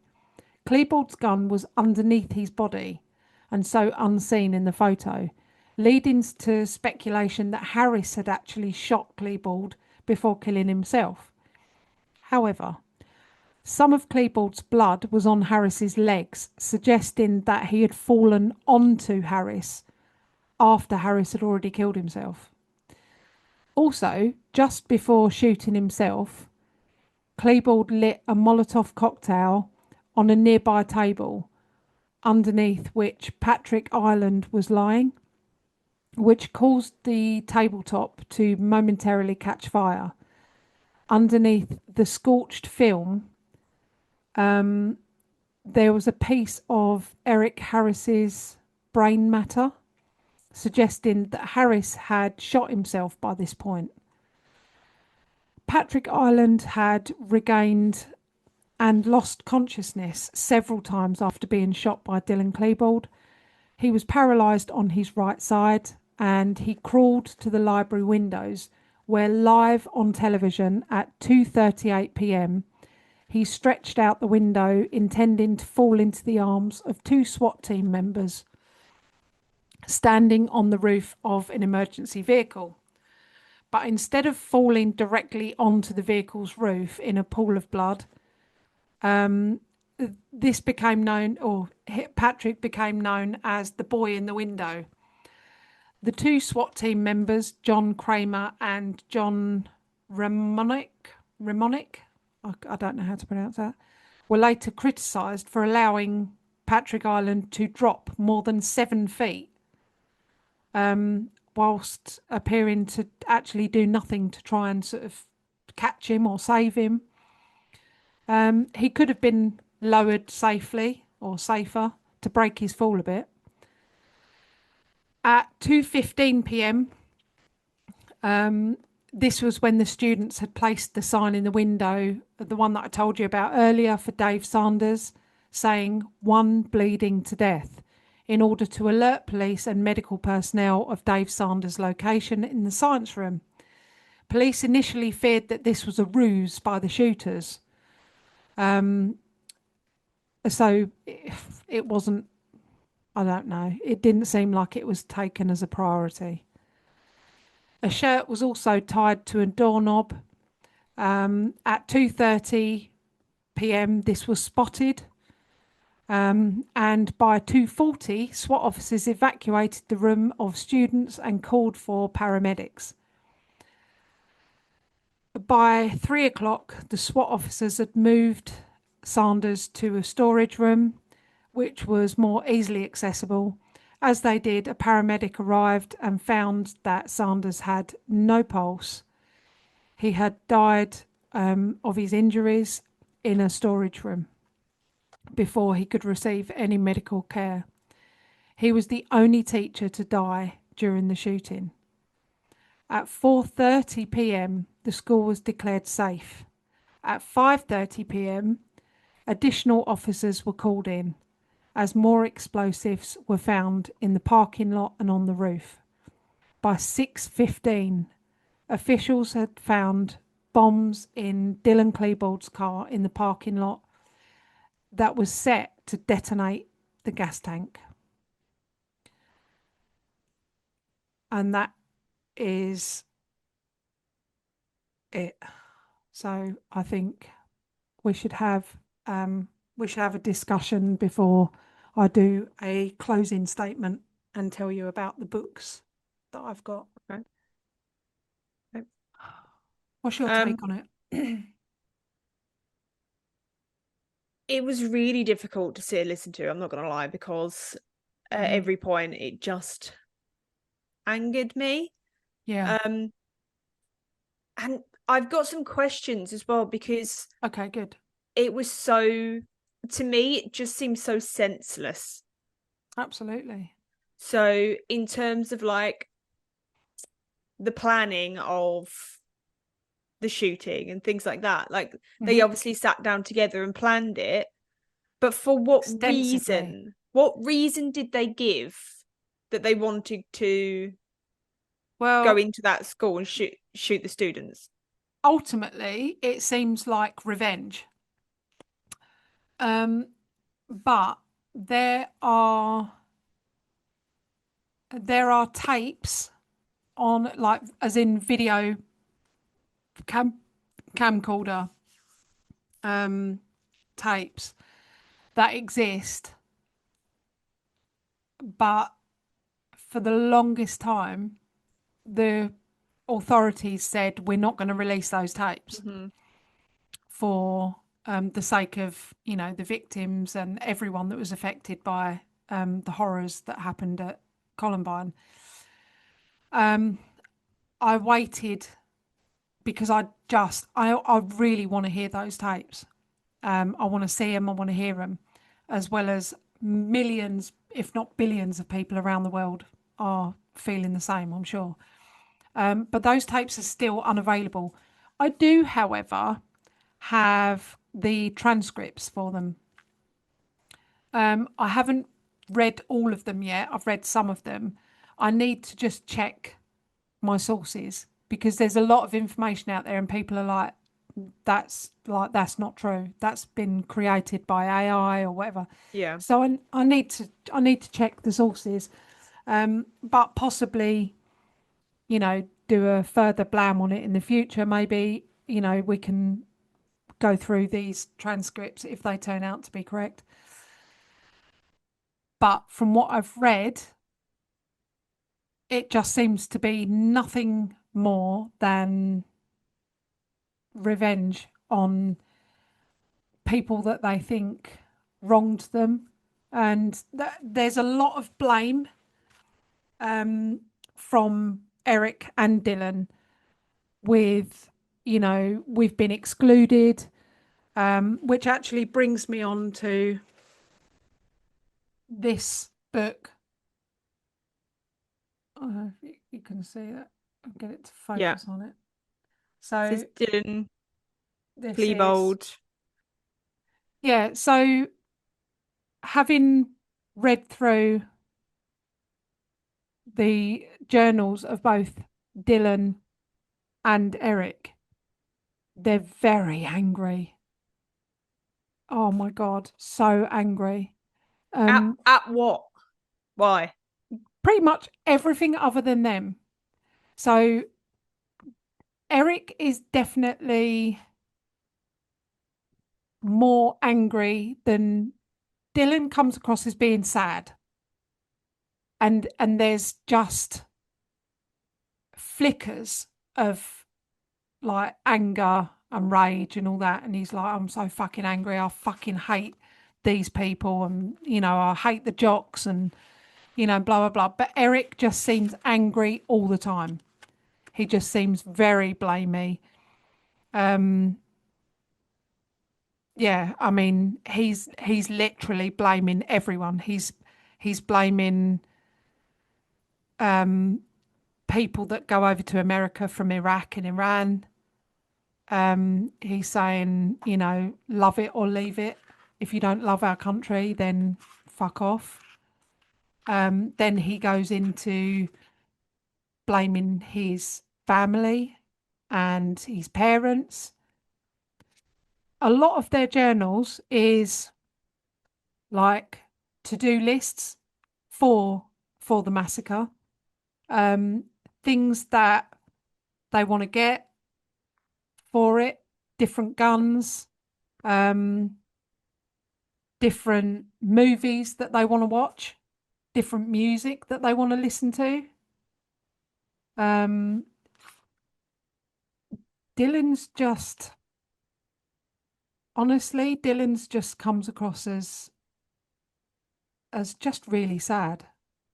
So that surprised me actually, because the way you painted him at first, he was more it was almost as if he'd been dragged into it. He was more like the subservient one almost, and Well, I that think he Eric was the was, yeah. leader. But that's not how it came across in the shootings. He had a very No. active part in the shootings. Oh my God, very, very much so. He was, you know, he was reported as, you know, peering under and saying, you taunting, know, yeah, do you believe in God? yeah. No, all right, you know, and it just, yeah, I mean, yeah, I mean, I'm just looking at some of this. He's definitely very angry, Dylan, very, but I think he just, I think he was, I don't know. I mean, suffering with clinical depression, maybe. Wanted to find a belonging. No, I I don't think you're know. clutching at straws. I don't think I No, don't think any of that. I do think that that's what he was looking for, and he was trying to find his place. Do I think that this was the way to go? Absolutely not. Absolutely not. I mean, ultimately, you don't deal with people that you dislike that way anyway. Mm-hmm. But to go at people like that have actually had no communication with you ever. I have got another question. Yeah. It seemed like their whole purpose was to create as much destruction as possible and kill as many people as possible. Absolutely, it was. So why did they choose who to shoot and who not to shoot? Sometimes they peered under the table and then didn't I don't think they shoot cared. them.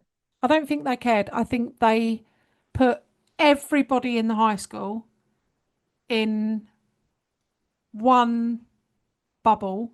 I don't think they had reason for it. Otherwise, they would have targeted. If they hated like the jocks and they said that they were, because there's a lot of speak about the fact that they were bullied and they were loners.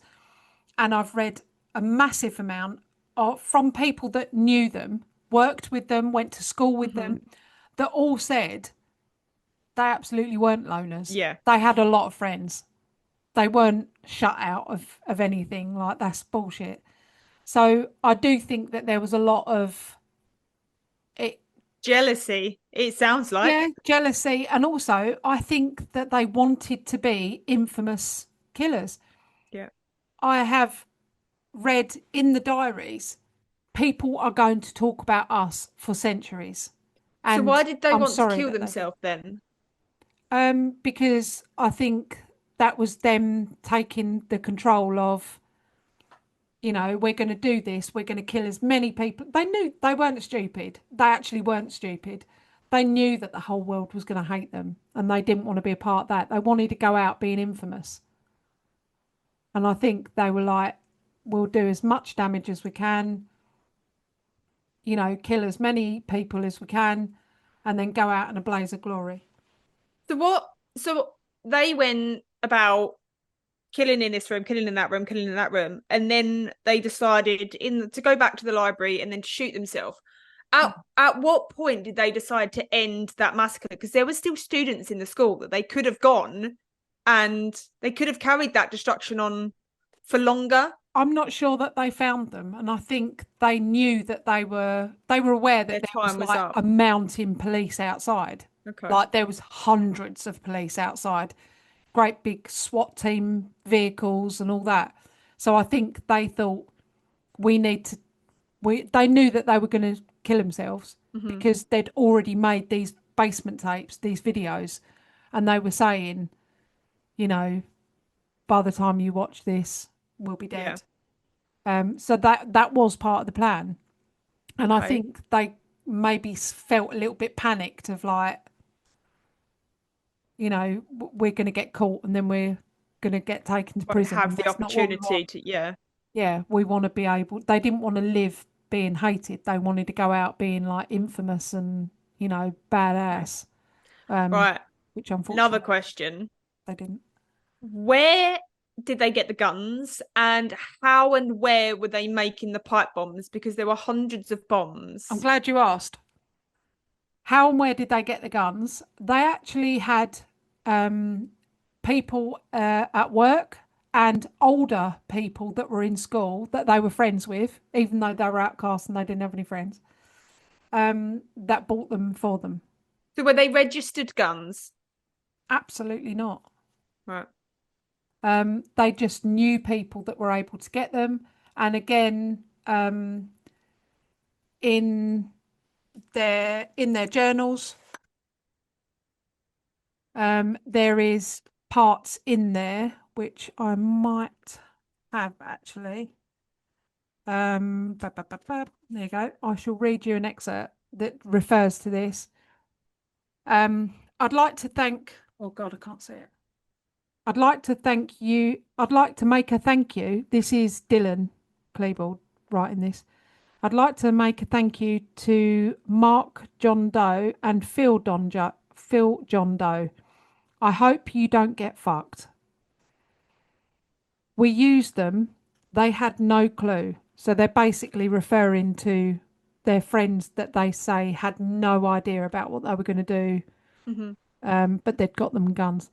Don't blame them and don't fucking arrest them. Don't arrest any of our friends or family members or co-workers. They had no fucking clue. Don't arrest anyone because they didn't have a fucking clue. If it had been them, it would have been if it hadn't been them, it would have been someone else over 21. And then they go on to talk. So that is actually, I'm saying, Dylan that wrote this.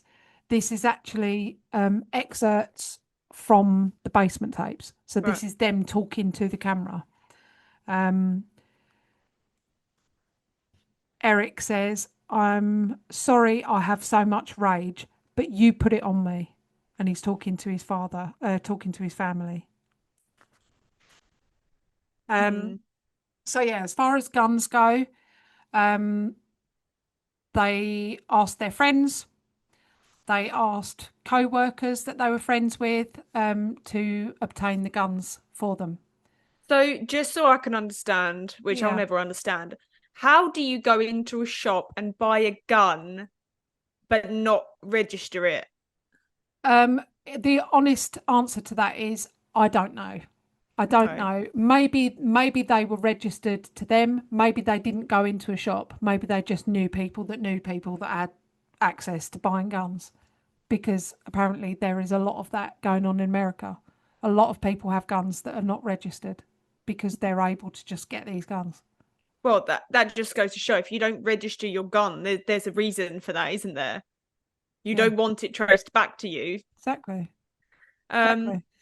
And as far as the pipe bombs go, I believe that Eric made most of them. I don't know if he made all of them, but he made most of them. And he made them at home in his bedroom or in the basement of his family home, which will bring me to a point that I'm going to make at the end about just checking what your kids are doing. And I'm not saying that as an attack on either parents, because I'm not. But yeah, there's also many bits in this that refer when both the boys talk about nearly getting caught. You know, my mum walked into my. In one point, Dylan Klebold says that he tried his trench coat on in his bedroom. He tried his trench coat on and then put two guns. One was a sawn-off shotgun in the inside pockets to see if they would fit and to see if you could notice them. And he said that his mum actually came in while he was doing that. And he said she could clearly see the butt of the rifle, of the shotgun, rather.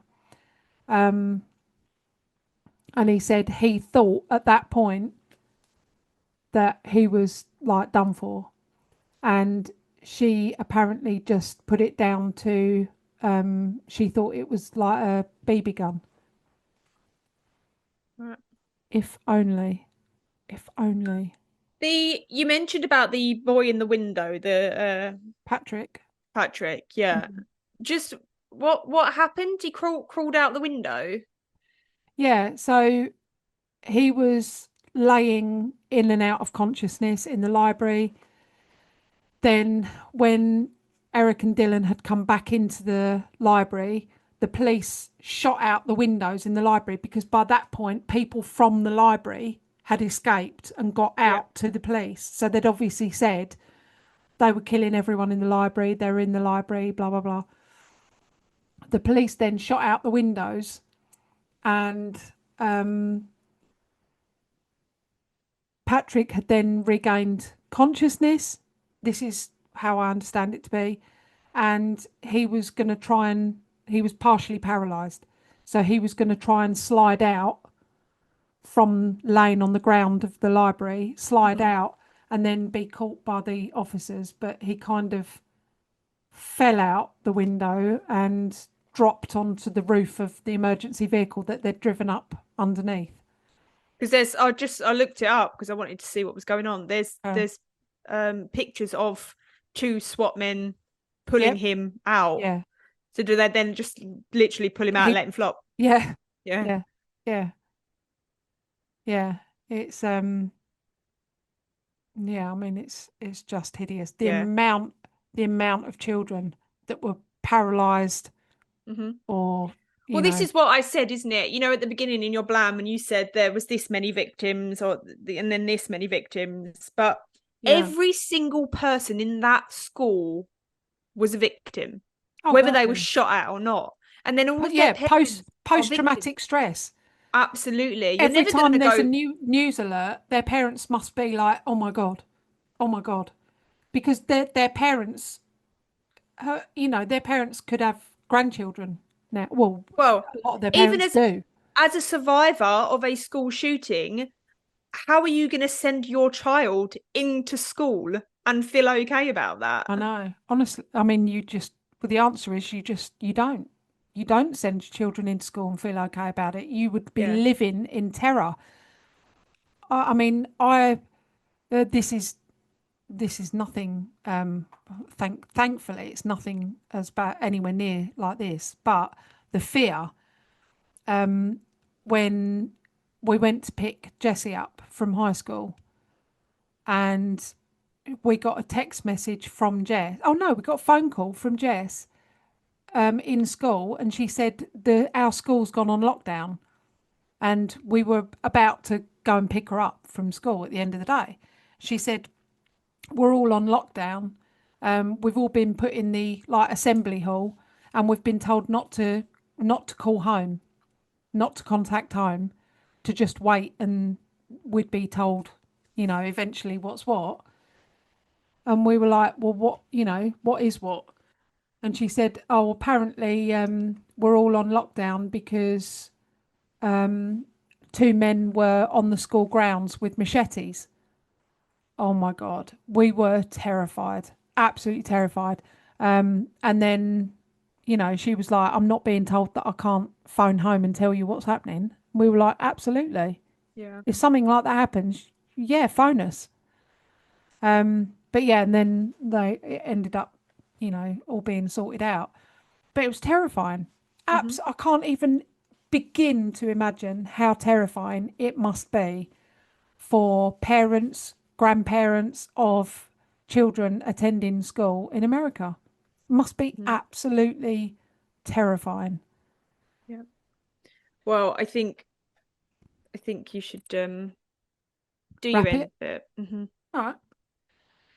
So I just wanted to say very briefly, Columbine remains a tragedy not only because it was famous, but because it was personal. 13 people with birthdays and bad jokes and future plans that never arrived. The rest of us inherited a responsibility from that day to listen earlier, to care louder, to build schools and communities where isolation, hatred, and anger has fewer places to hide. We honour them best with prevention, compassion, and courage to change. I wish this speech didn't need to exist, but if we're serious about stopping school shootings, we have to swap big speeches for small, consistent actions. Not glamorous, not Hollywood, just boring, life-saving basics done well. Most attackers leak their plans, whether it be online or in journals or in jokes that aren't jokes. That means every student and adult needs to be clear and have safe ways to speak up about without feeling like a snitch. For parents, I think we need to be snooping to a degree. Look at what your kids are obsessing over online. Talk to the parents of your kids, mates. Check in once in a while to see what they're doing for hours on end in the basement. I'm not saying Dylan or Eric's parents were to blame. I'm just saying that we have to learn from it, make changes where we can. And hindsight is a great thing. And that is what I have to say on the matter. Yeah. Well said. I mean, we could spend hours talking about this, couldn't we? Absolutely. Because the Ethan Crumbley case that we covered was the first case where the parents were held accountable for their negligence, really, because, like you said, in these plans they're often leaked. Yes. And they were, in the Ethan Crumbley case, were leaked quite a lot, and they were just never picked up on. There's all these journal entries. I'm not saying that Eric and Dylan would write all this down in a journal and then just leave it on the desk and go out. Yeah, they probably were hidden, but they were both avid journalers. I don't know, just somebody had to have bought them that journal. Yeah, that's probably going to be a parent. You know your kid's journaling. Yeah, and there was quite a lot of their friends who had got them guns and things like that. If only, why is it if only? It should seem common sense. Why does somebody need a gun? If somebody come up to me and said, "Oh, can you get me a gun?" I'd be like, "Why? What the fuck do you need a gun for?" No. We would, but you've got to bear in mind that in Colorado, because that's where this happened, these young adults do a lot of hunting. A lot of them have their own guns. They should be hunting rifles. They don't need to be semi-automatic fucking shitty little guns. No, but they have interest in them. And so that's why I think it's different. They've got interest in different guns, handguns, shotguns, things like that. They've got a love and an interest of guns, and so did a lot of their friends. But a lot of their friends didn't turn them on their fellow schoolmates.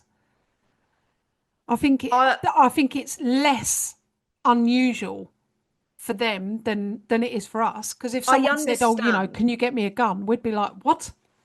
No." Yeah, I understand that it's a sport. Hunting and things like that is a sport. We've got, Barry, my stepdad, he shoots. He's got a lock cabinet where he keeps his guns. Yeah. He has people visit, police officers visit to make sure that the guns are locked up and safe in that cabinet. Yeah. And he has got ammunition for hunting. Yeah. In the case of the Ethan Crumbley case, he specifically bought ammo that would do the most damage. Yeah. To people, not necessarily animals. And it's the same, I understand that it's a sport, and I understand that people might have an interest in guns. You don't need deadly ammo. No. If you want to fire a weapon at a target, you don't need a bullet that can kill somebody. No. pellets and things like that are absolutely fine for target practice. I know. I just will never understand it. And it is the one topic that really, really There was gets many, me. there was many things that if someone had stepped in, and that's what's the most annoying for me, is that they talk about it in their journals. They're like, oh my God, we nearly got, like, we nearly had the whole thing cancelled. You know, my mum nearly found this. My mum found this and asked what it was. And I lied. And, you know, luckily she walked away. You know, Yeah. and all these things, you know, they got guns from classmates, they got guns from workmates, they got guns from people that they just knew that lived in that area. And it's like any one of these people could have said something. Yeah. I think that there was more than Dylan Klebold and Eric Harris that knew about this. Well, yeah, because they I think probably their said, friends oh, did. yeah, what do you want a gun for? And they went, I'm going to shoot the school. And they went, yeah, all right. Yeah, but what I mean is, I think that there was actually friends of theirs that were involved, or were going to be involved. Do you just think that because you feel like it's unbelievable that nobody did anything? Or do you No, feel like that because there is evidence to suggest that? um, there is evidence to suggest it, as in other people have said. Um, there was, you know, this guy was actually involved as well, but Yeah. you know, due to No one's legal going to reasons, they can't actually say anything because they could be done for, you know, they could be sued. Yeah, but no one's going to hold their hands up and go, oh, yeah, they did tell me, actually. I did know Mm. about it. I think, yeah, I think there is someone that was supposed to be part of it. I think there was potentially going to be 3 or 4 of them that were going to do it. And I think one of them bottled out earlier on. And I think one of them bottled out on the day. And yeah, it's not something. I'm not going to start throwing names around because I don't want to, like, I don't want to get in trouble. But from what I've read and watched and listened to and read reports of and statements by people that knew them, I think definitely there was at least 3 or 4 of them that were going to go in and take part in the massacre. And I think 2 of them suddenly thought, oh no, I don't want to do this. And yeah, People have said to us before, like on TikTok and things like that, oh, you're just doing these episodes to try and make money, or, you know, you're just doing these definitely not. episodes to try and get views and stuff. We don't get, you know, anything for it. And No. genuinely, we are doing these episodes to bring light to this and Yeah. to try and, you know, change people's mindsets, especially when we did the Ethan Crumbly case. It was a plea to parents, you Yeah. know, and this is the same, a plea to parents, you know, if you feel like your child is struggling, get the mental health support. Yeah. If you feel like your friend's child is struggling, speak to them. It shouldn't be such a hidden taboo and going, oh, I feel like he's struggling, or No. oh, I shouldn't bring that up, or oh, I think I saw a butt of a gun in his pocket, but I didn't want to say anything. Yeah. Fucking say something. Yeah. Say to them, show me that right now. And If if it it's is a if BB it's a gun, what do you if it's need a it for? BB gun, if it's a paintball gun, fine. Lance and Sean that were with Daniel Robra that were shot outside the school, they actually said they thought that Eric and Dylan had paintball guns. Yeah. They actually thought they were paintball guns. And when they started shooting at the 3 boys, I think it was Sean that said, you know, he sort of thought Where's the Where's paint? the paint? Yeah, where's the paint? I can't see the paint. And then he saw Daniel go down, and he thought, "What's happening?" He said it was proper confusion for a minute, and ask, demand these things. Do you know what I mean? Yes, it is a sad state of affairs when you have to start behaving differently from how you would normally behave through the fear that your child is going to be hurt or hurt others, and that kind of thing. But do you know what? I would rather upset or offend Bend. someone and than this. Yeah. And you mentioned at the beginning, there are a lot of podcasts that have covered this story, and they say we don't want to give airtime to Yeah. the shooters, but actually, by giving them airtime, it's not necessarily promoting what they've done. It's highlighting who they were and the things that they got up to, like being in their basement and making these bombs, so that we are aware of their behavior and can mitigate that in future. Yeah. And, shock horror, that is what we do as podcasters about true crime, UFOs, supernatural, everything else. That is what we do. We talk about these things, and we cannot stop talking about these things. We have to talk about it. I'm not going to do an episode on anything and go, oh, I'm not talking about that person because why should I give them airtime? That's what we do. We're perplexed by it. I need to talk to all of you guys about why.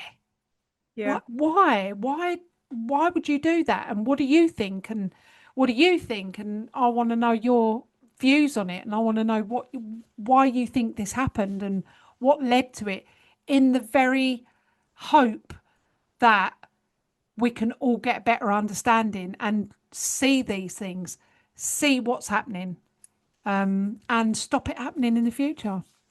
Yeah, But absolutely. as we said at the beginning in the random blam, I mean, these school shootings, they've got to stop. They've got to stop. It just seems to be getting worse, doesn't it? Oh, it's based on those figures. It's just hideous, and I just don't know how America's gonna do it. I really don't, because I think you hear people saying it's the Second Amendment, the right to bear arms, but from what I've read, and I could be wrong, feel free to correct me if you're wrong, but do it in a nice way because I'm a baby. The Second Amendment was brought in to protect to protect themselves, people to protect themselves against a tyrannical government. Yeah. It's not what it's being used for, is it? No, absolutely not. And that's the other thing as well, that people say it's my right to protect myself. I need this gun to protect myself. If there were no guns, what are you protecting yourself from? Zombies, Sarah. Right. Answer that easy. Yeah. I know. But it has to be, it's like an all or nothing thing, isn't it? It's like if someone's going to attack you and they've got a gun, you think, well, not everyone, but I mean, some people think, well, I want a gun. Because if they're going to shoot me, I want to be able to shoot back. But then if you said, like you said, no one's got any guns. So if someone's coming at you with a, water balloon, I'm probably going to want a water balloon as well to throw back. Well, children wouldn't be dying in the schools by in the hundreds from water balloons. Exactly. So, but there's so many guns in the US. How do you get rid of them? I know. It's like drugs, isn't it? You can't ban it. You can't stop it. You have to educate people, and in the hope that they'll make the right choices, but it doesn't seem to be going that way, does it? They're just getting filled with rage. And just I am getting filled with rage. Grabbing a gun and just going out there and taking people's lives. And why go to schools? That's the bit that I don't understand. Why go to the schools? Do you know what I mean? It's almost send us become an a bit email. of a, We'll give you an address of where you can go. it's almost become like that's the way out, isn't it? That's what you do. That's standard. If I'm full of rage and I've got a gun here, Yeah. that's what I'm going to do. Like there's no other choice. It's like it's popular to do that. I mean, that's the thing. That's the vibe that I get from Klebold and Harris is they wanted to be infamous murderers. Yeah. That's what they wanted. If you've got someone that feels like that, how do you stop it? If you've just got someone that wants to kill and wants to be known for it, it's like they wanted the last laugh. Do you know what I mean? They were like, yeah. you can tease us, you're going to take the mickey out of us.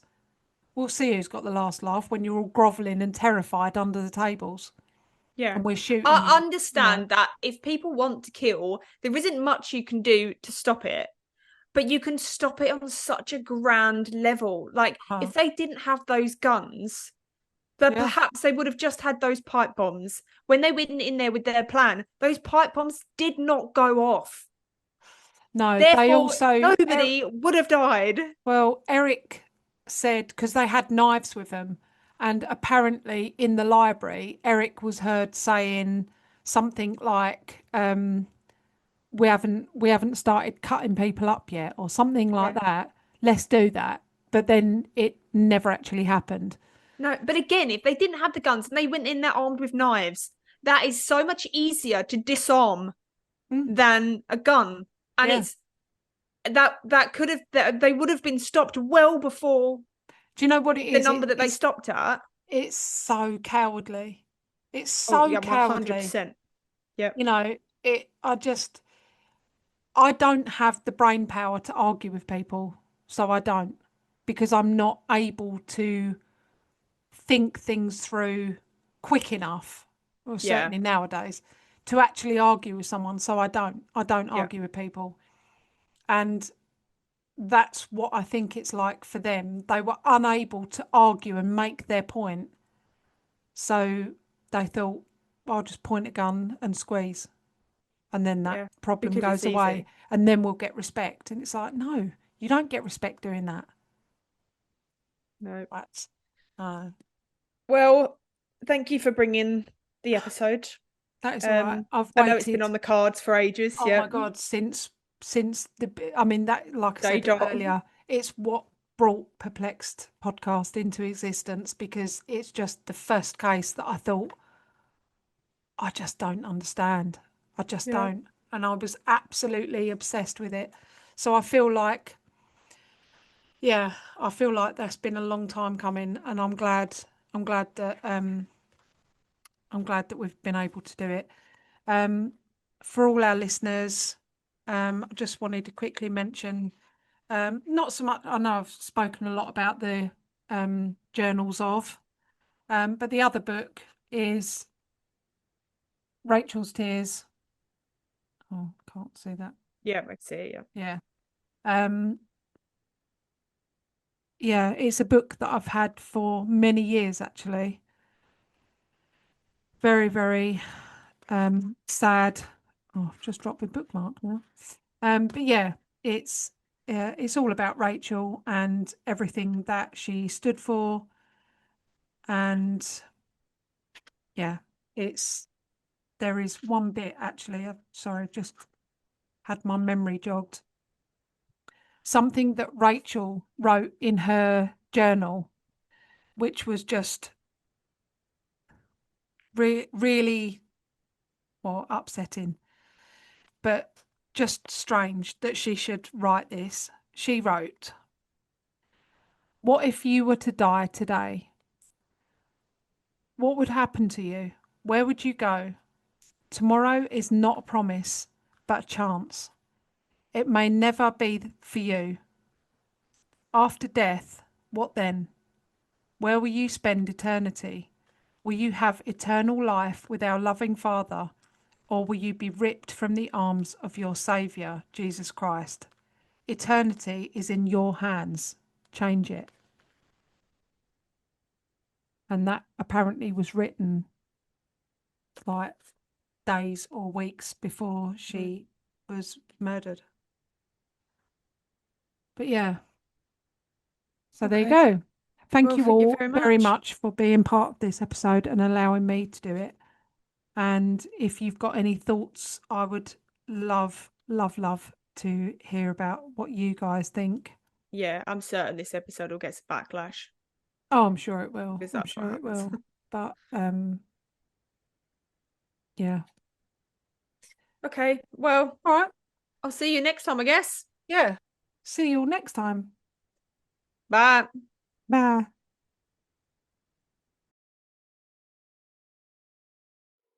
If you have enjoyed listening to our episodes, make sure you rate us and leave us a review on whatever platform you are listening.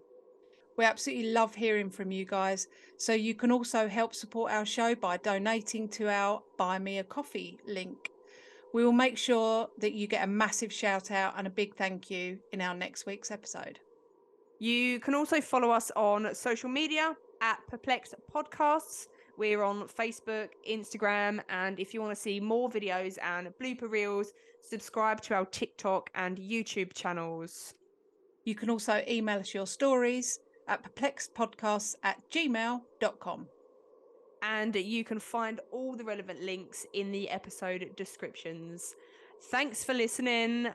Bye. Bye.